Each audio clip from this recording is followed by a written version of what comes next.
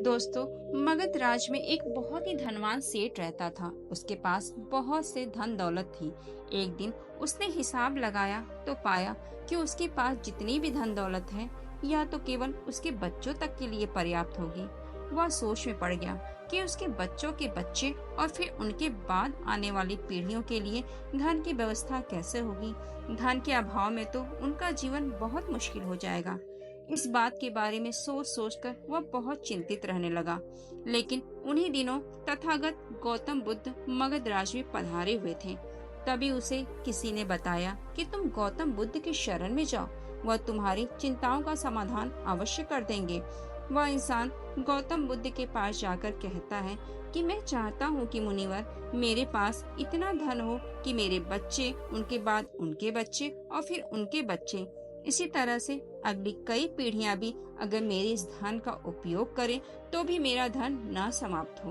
तो गौतम बुद्ध मुस्कुराए और बोले, बिल्कुल ऐसा ही होगा, लेकिन उससे पहले तुम इस नगर के बाहर वाली झोपड़ी में रहने वाले परिवार को एक दिन के लिए खाने की सामग्री देकर आओ। यह सुनकर सेठ बहुत खुश हुआ और तुरंत ही एक दिन के खाने की सामग्री से भरा थैला लेकर नगर के बाहर वाली झोपड़ी में पहुंच गया। जैसे ही वह कुटिया के अंदर गया तो उसने देखा कि कुटिया के अंदर एक बूढ़ी सास और उसकी जवान बहू है। बूढ़ी औरत बैठकर ध्यान कर रही थी और उसकी बहू रसोई में खाना बना रही थी। सेठ ने बहू की तरफ देखकर खाने की सामग्री का थैला आगे बढ़ाते हुए कहा कि मैं इस नगर का अमीर सेठ हूँ और तुम्हारे परिवार के लिए एक दिन की खाने की सामग्री लेकर आया हूँ, तुम इसे रख लो। तो उस बहू ने मना करते हुए कहा, लेकिन हमारे पास आज के खाने की व्यवस्था है। तो सेठ ने कहा, इसे कल के खाने की राशन समझ के रख लो। तो उस औरत ने कहा, माफ करें, लेकिन हम अगले दिन के लिए कुछ भी इकट्ठा नहीं करते, हम रोज की व्यवस्था रोज ही करते हैं। यह सुनकर उस व्यक्ति ने सोचा, यह लोग हैं जो अपने कल के लिए भी इकट्ठा नहीं करते और एक मैं हूँ जो अपने आने वाली कई पीढ़ियों के लिए धन इकट्ठा करने की चिंता में मरा जा रहा हूँ। अब उसे कुछ समझ में आ चुका था कि आखिर गौतम बुद्ध ने उसे नगर के बाहर वाली झोपड़ी में क्यों भेजा था। अगले दिन सुबह होते ही वह राजा गौतम बुद्ध के पास पहुंचा और बोला, आप जो मुझे समझाना चाहते थे अब मैं वह समझ चुका हूँ, लेकिन क्या आप मुझे थोड़ा विस्तार से समझाएंगे कि चिंता होती क्या है, यह कैसे पैदा होती है और इसका निवारण क्या है। गौतम बुद्ध ने कहा, कल के लिए की जाने वाली चिंता हमारे कल को बदले या न बदले, लेकिन वह हमारी आज की कोशिश जरूर छीन लेती है। चिंता एक ऐसी मानसिक बीमारी है जो हमारे जीवन से हर तरह की खुशी छीन लेती है और इसे नीरस बना देती है। असल में चिंता का कोई वास्तविक अस्तित्व तो नहीं होता। चिंता एक ऐसा भाव है, ऐसा विचार है जो आने वाले भविष्य के डर से पैदा होती है। जिन चीजों के ऊपर हमारा कोई नियंत्रण नहीं, जिनके लिए हम कुछ भी नहीं कर सकते, उन चीजों के बारे में बार बार सोचना ही चिंता है।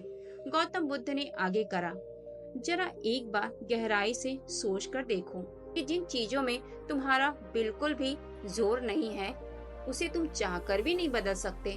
अगर उन चीजों के बारे में तुम पूरा दिन भी सोचो तो क्या बिगड़ जाएगा। उस इंसान ने कहा, बुद्ध, क्या आपके कहने का अर्थ यह है कि हम किसी भी चीज के बारे में बार बार सोचना छोड़ दें तो चिंता खत्म हो जाएगी। तो बुद्ध ने कहा, जीवन में जो भी समस्या है या फिर आने वाली है, उसके बारे में विचार करके उसका समाधान निकालना यह तो हमारी बुद्धि का धर्म है, लेकिन उसी समस्या के बारे में निरंतर लगातार बार बार सोचना यह एक मानसिक बीमारी का लक्षण है।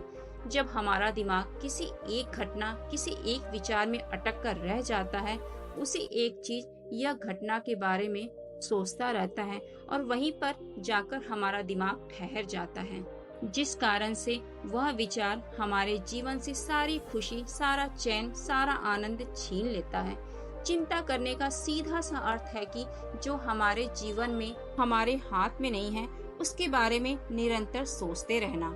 जिन घटनाओं के बारे में सोच सोच कर हम परेशान होते रहते हैं, उनमें से ज्यादातर घटनाएं तो उनके जीवन में कभी घटती ही नहीं, केवल चिंताएं हमारा खून जला देती हैं।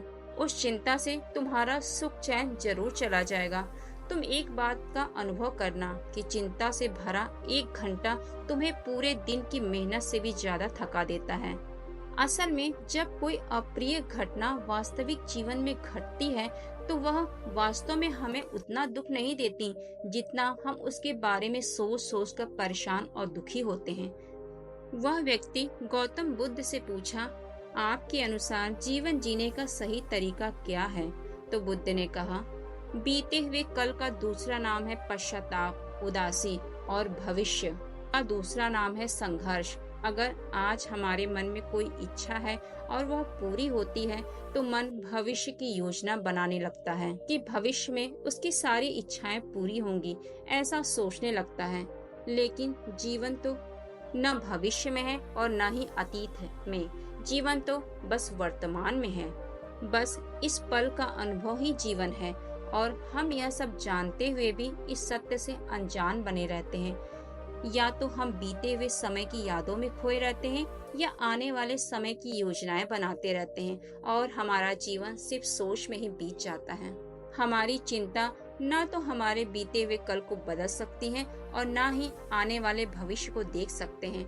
हम तो केवल पूरे धैर्य और साहस के साथ भविष्य का स्वागत कर सकते हैं, उसे स्वीकार कर सकते हैं। तो क्या ऐसा करने से हमारे जीवन का हर क्षण खुशी से नहीं भर सकता है? उनकी बात सुनकर सेठ ने कहा, मुनिवर, आप बात तो ठीक कह रहे हैं, लेकिन जितनी भी कोशिश कर लो चिंता तो होती ही है। ज्यादा नहीं तो घर परिवार की चिंता तो बनी ही रहती है। तो बुद्ध ने कहा, चिंता करना तो स्वाभाविक है, लेकिन उस चिंता को चिंतन में बदलना हमारा काम है। चलो तुम्हें एक बात समझाता हूँ जो तुम पहले से ही जानते हो। तुम्हारे आने से पहले भी यह संसार था, समाज था, परिवार था, और जब तुम दुनिया से चले जाओगे तो भी यह समाज, संसार और परिवार रहेगा। इसमें कुछ ज्यादा बदलाव नहीं आएगा।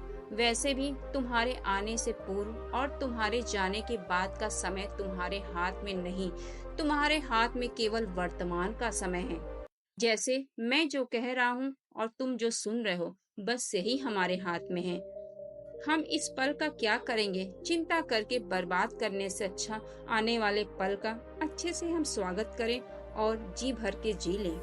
इंसान को चिंतन करना चाहिए, न कि चिंता। याद रखो, चिंता इंसान को उसकी इच्छा तक ले जाती है और चिंतन उसके मन को शुद्ध बना देती है। सेठ ने कहा, बुद्ध, मैं आपकी बात समझ गया कि हमें जीवन को ज्यादा गंभीरता से न लेकर इसे पूरी ऊर्जा और आनंद के साथ वर्तमान में जीने की कोशिश करनी चाहिए।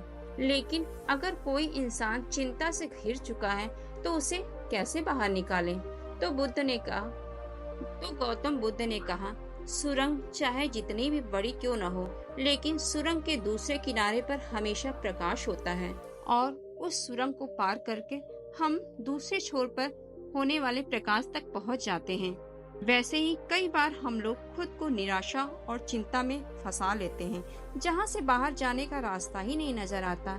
ऐसा लगता है कि जीवन समाप्त हो जाएगा, लेकिन ऐसी कठिन परिस्थिति में भी हमें निराशा और चिंता को समाप्त करने के लिए आशा रूपी प्रकाश से प्रेरणा लेनी चाहिए और निरंतर आगे बढ़ते रहना चाहिए। कभी भी जीवन में उदासी और चिंता आए तो रुकना मत, बस लगातार प्रयास करते रहना, तुम्हें सफलता अवश्य मिलेगी। अब तक की बात सेठ समझ चुका था। उसने बुद्ध जी का धन्यवाद किया और वहां से चला गया। दोस्तों, जीवन में सबसे ज्यादा मायने रखती हमारी खुशी, इसलिए हमें अपनी सोच को हमेशा सकारात्मक रहना चाहिए। इसीलिए अतीत और भविष्य की चिंता छोड़ो और वर्तमान में जीना सीखो। उम्मीद करती हूँ दोस्तों, आज का हमारा वीडियो आपको जरूर पसंद आया होगा, तो इसे लाइक और सब्सक्राइब करना ना भूलें।